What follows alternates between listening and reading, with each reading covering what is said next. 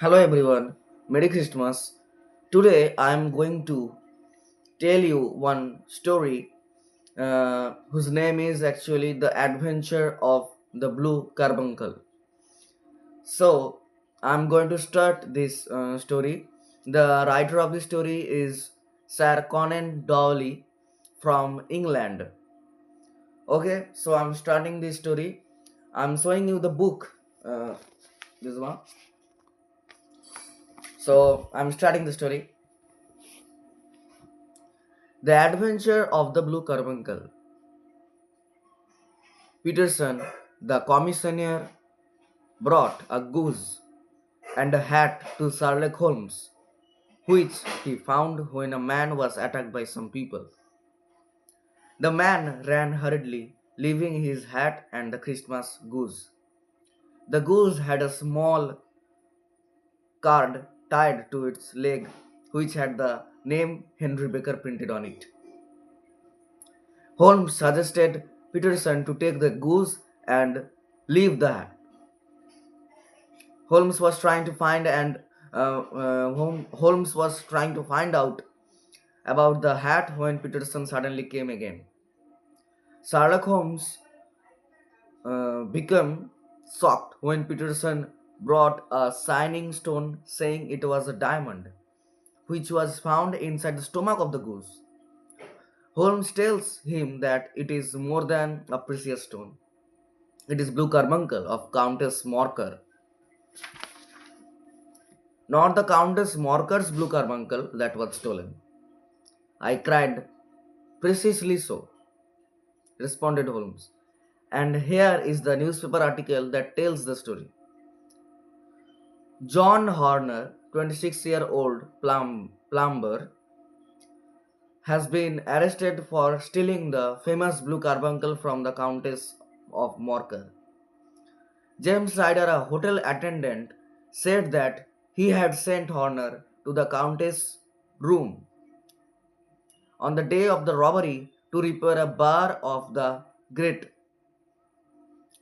Ryder said that he stayed with Horner for a few minutes, but then he had to leave. When he returned, he saw that somebody had forced open the Countess' bureau. He called the police and the police arrested Horner. Catherine Cusack, the Countess' maid, said that she heard Ryder call for help. She ran into the room and saw the same thing that Ryder described to the police. In addition, the police discovered that Horner had already been charged with robbery in the past. But Horner says that in this case he is innocent. Now here is the stone. The stone came from the goose, and the goose came from Mr. Henry Baker, the gentleman with the hat, which we examined so carefully. Holmes decided to put an advertisement saying, "Found at the found at the corner of Good Street, a goose and a black hat. Mr. Henry Baker can have them if he comes to 221B Baker Street and 6:30 this evening." Then Holmes sent Peterson to buy another goose to give to Baker if he came, and to put the advertisement in all the newspapers. I left to work for the day. That evening, when I returned, I saw a tall man wearing a Scotch hat waiting outside Holmes' house. We entered together. "Mr. Henry Baker, I believe," said Holmes when he saw us. "Please sit by the fire and get warm." "Is this your hat, Mr. Baker?" "Yes, sir. That is certainly my hat." "We have kept your things," said Holmes, "but we had eaten the goose." "You ate it?" said our visitor with excitement. "Yes, it was going to go bad, but I bought you another goose. It is over there, and I think it is just as good." "Oh, certainly, certainly," answered Mr. Baker with relief. "Thank you, I will take this goose and go." There is your hat, then, and there is your bird, said Holmes. By the way, could you tell me where you got your goose from? Certainly, sir, said Mr. Baker. I got it at the Alpha Inn near the museum.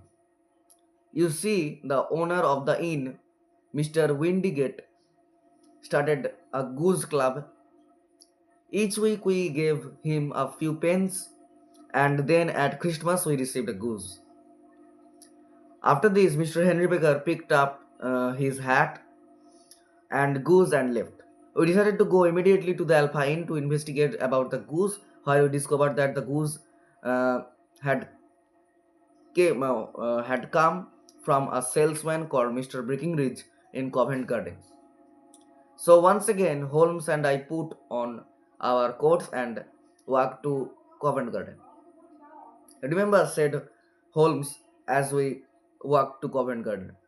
At one end of this chain of events, we have a simple goose, but at the other end of the chain, there is a man who will go to prison for 7 years if we can't show that he is innocent.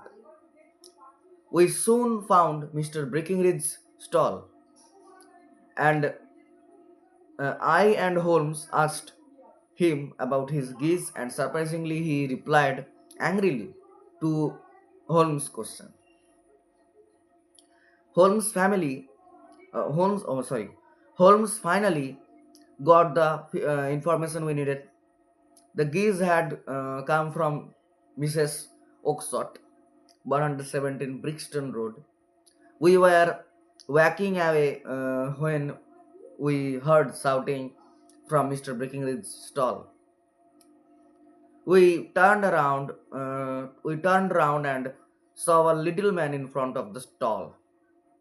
Mr. Breckinridge was shouting at a little man and threatening him not to come again. The little man started walking away, and Holmes and I went after him. Holmes put his hand on the man's shoulder. The little man turned around and looked frightened. He said, "Who are you? What do you want?" So, I think you all understand this story. It is very interesting story. This is a story of adventure, and it is I told you the author, who is actually Canon Dolly, and this is a story of Sherlock Holmes and Watson. So it is very interesting. It is the part one, and in the next video I'm going to tell the part two. So bye.